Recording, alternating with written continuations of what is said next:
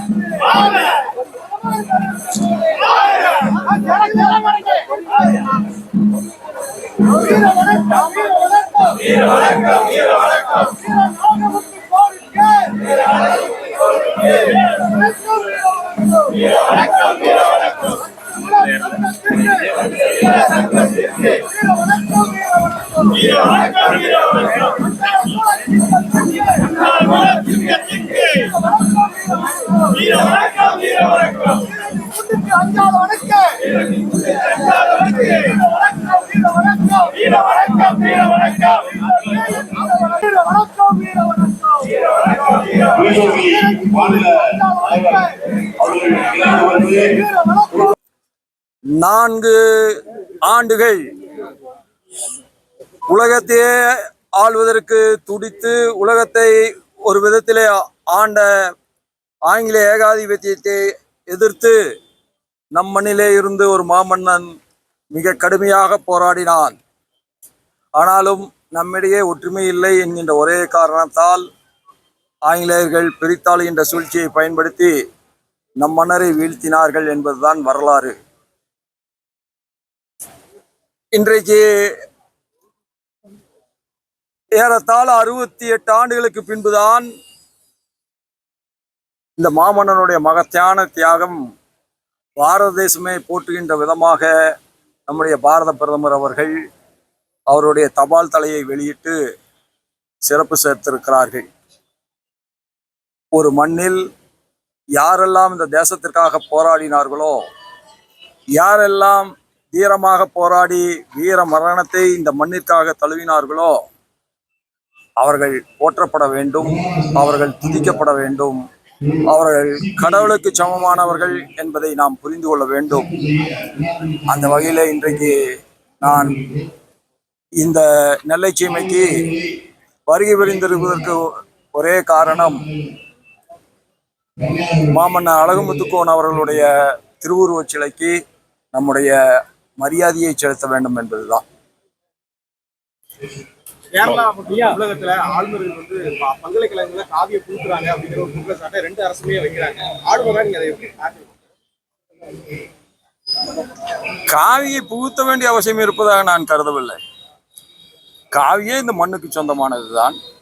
அதில் புகுத்துவது என்பது எங்கே இருந்து வருகிறது? இந்த குற்றச்சாட்டு இன்றைக்கு நேற்றைக்கு அல்ல.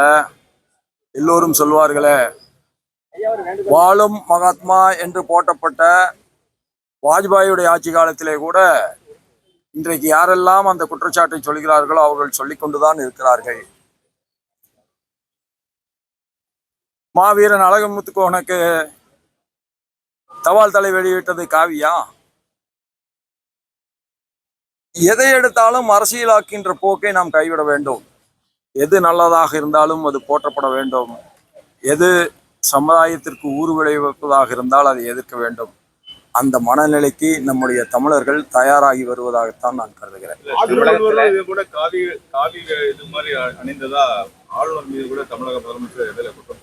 நான் கூட இன்றைக்கு காவி தான் போட்டிருக்கிறேன். காவியை காலையில கோயிலுக்கு போகிறோம், காவி போட்டுக்கிறோம். நான் கூட பார்த்தேன், இவர் காவி தான் அணிந்திருந்ததாக தெரிகிறது. நம்முடைய அறநிலையத்துறை அமைச்சர் கூட சபரிமலைக்கு செல்கிற போது காவி வேட்டி தான் அணிந்து சென்றதாகத்தான் பார்க்கிறேன். காவி என்பது பற்றற்ற தன்மையை குறிக்கிறதே தவிர ஒரு இயக்கத்திற்கோ அல்லது ஒரு அரசியல் அமைப்புக்கோ காவி முற்றிலும் சொந்தம் என்று யார் கருதினாலும் அது தவறு. இது இந்த மண்ணிற்கு சொந்தமானது. எதிர்கட்சிகள் ஆளக்கூடிய மாநிலங்கள்ல நடவடிக்கைகள் வந்து சுதந்திரமா எதுவும் எடுக்க முடியுதா? எடுக்கிறதுக்கான பணிகள் இருக்குதா? நெருக்கடிகள் இருக்கிறது சொல்றாங்க. நான் உங்களுக்கு ஒன்றை சொல்கிறேன். அரசியல் சாசனம் எல்லோருக்குமான அதிகாரத்தை தெளிவாக வரையறுத்திருக்கிறது. ஒரு முதல்வர் என்று சொல்லப்படுகின்றவருக்கு மகத்தான அதிகாரங்கள் இருக்கிறது. அந்த அதிகாரங்களை எல்லாம் முறையாக பயன்படுத்தினால் அந்த மாநிலத்தினுடைய மக்களுக்கு எத்தனையோ நன்மைகளை செய்ய முடியும். அதனால் அவர்கள் அதிலே கருத்தை செலுத்த வேண்டுமே தவிர ஆளுநருக்கு இருக்கின்ற ஒரு இரண்டு அதிகாரங்களுக்குள்ளாக புகுந்து அது கூட இருக்கக்கூடாது என்று நினைப்பது சரியான அணுகுமுறையாக இருக்காது. அரசியல் சாசனப்படி ஆளுநர் தான் ஒரு மாநிலத்தினுடைய முதல் மக்கள் பிரஜையாக போற்றப்படுகிறார். அதை நாம் மனதிலே கொண்டு ஆளுநர் பதவிக்குரிய மரியாதையை நாம் தர வேண்டும்.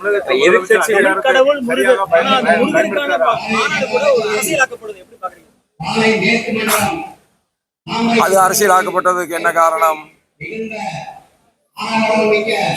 நான் உங்களுக்கு ஒன்றை சொல்கிறேன். கடந்த காலத்தில் திருப்பரங்குன்றம் மலையின் மீது கெடா வெட்டலாம், அதனால தவறில்லை என்று சொன்னால் அது அரசியல் இல்லையா? நான் என்ன சொல்லுகிறேன், எதை எங்கே செய்ய வேண்டுமோ அதை அங்கே செய்ய வேண்டும். அதற்கு மாற்றாக மற்றவர்களுடைய மனதை புண்படுத்துகின்ற வேலையை நீங்களும் செய்யக்கூடாது, நானும் செய்யக்கூடாது. அதுதான் உண்மையான மதசார்பற்ற தன்மையாகவும் அதுதான் உண்மையான அமைதிக்கு பங்கம் விளைவிக்காத ஒரு நிலையை உருவாக்க இயலும். ஒருவர் மற்றவர்களுடைய நம்பிக்கையை நாம் மதிக்க கற்றுக்கொள்ள வேண்டும். ஆளுநர்கள் எதிர்கட்சி ஆளும் மாநிலங்களுக்கு தொடர்ந்து பிரச்சனைகள் கொடுத்து வர்றாங்கிறது குற்றச்சாட்டு, பொதுவான குற்றச்சாட்டு. தமிழகமா இருக்கட்டும், அதாவது கலைஞர் பல்கலைக்கழகத்துக்கு கூட இதுவரைக்கும் ஆளுநர் அனுமதி கொடுக்கலங்கிறது தமிழக அரசுடைய குற்றச்சாட்டாக இருக்கிறது. பார்வை ஆளுநராக நான் என்ன சொல்கிறேன், ஆளுநருக்குத்தான் அதிகாரம் என்று உச்சநீதிமன்றம், கேரள அரசு உச்சநீதிமன்றத்துக்கு சென்ற நேரத்தில் துணைவேந்தர்களை நியமிக்கின்ற அதிகாரம் முழுமையாக ஆளுநருக்குத்தான் இருக்கிறது என்று சொல்லி இருக்கிறது. இப்பொழுது ஏதோ புதிதாக ஒரு தீர்ப்பு வந்ததை போல தமிழக அரசு அதற்கு புறம்பாக நடப்பதற்கு முயல்கிறது. அதை தடுப்பதற்கு மாநில ஆளுநர் முயற்சிக்கிறார். நான் 4 மாநிலங்களில ஆளுநராக இருந்திருக்கிறேன். அதில் 2 மாநிலங்கள், ஒன்று காங்கிரஸ் ஆட்சி செய்கின்ற மாநிலம், இன்னொன்று ஜார்க்கண்ட் முக்தி மோர்ச்சா காங்கிரஸோடு இணைந்து ஆட்சி செய்த மாநிலம். அதில் எல்லாம் இது போன்ற பிரச்சனைகள் வரவில்லையே.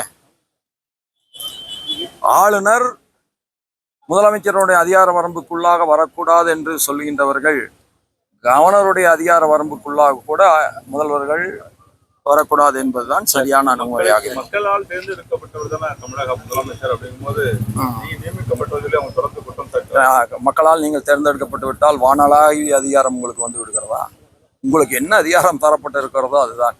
அப்படி என்று எடுத்துக்கொண்டால் அப்போ பிரதம மந்திரிக்கு தான் அதிகாரம் என்று எதேச்சையாக நடந்து கொள்ளலாமா?